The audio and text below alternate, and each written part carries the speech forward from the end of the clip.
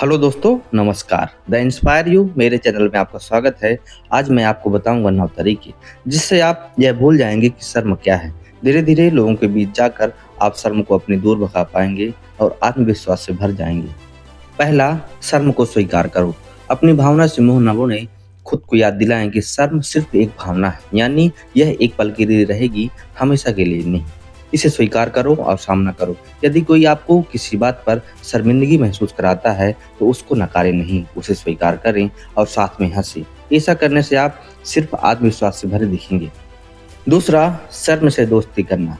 अगर आपने inside out 2 movie देखी है तो आपको याद होगा कि शर्म, चिंता, उदासी और नफरत, ये सभी भावनाएं खुशी के साथ मिलकर रिले को याद दिलाती हैं। ये सभी भावनाएं हमारी परवाह करती हैं और हमारा भला चाहती हैं। अब हमारे लिए उस इंसान से नाता तोड़ना क्या बुद्धिमानी होगी जो हमारा अच्छा चाहता है।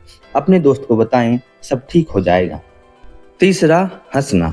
सबसे बेहतर उपाय है खुलकर हंसना। हंसी हमारे स्वास्थ्य के लिए सबसे अच्छी दवा है।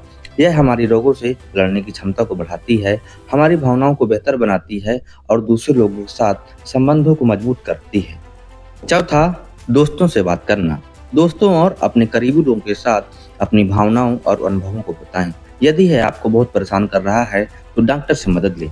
मदद लेने से हमें नए विचार और समझ मिलती है, खासकर जब हम इसे अकेले समझने में फेल हो जाते हैं।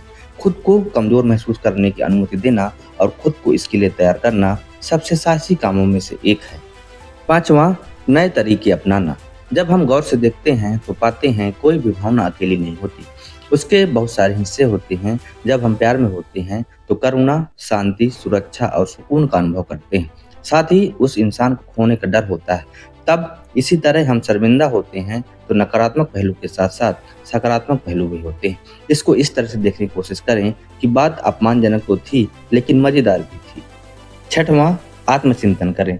शर्म आत्मचेतना से आती है, इसलिए आत्मचिंतन करना आवश्यक है।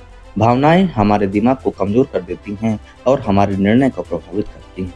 चिंतन के माध्यम से हम घटना को ठीक तरह से समझ सकते हैं। सातवां, अपनी भावनाओं को समझना।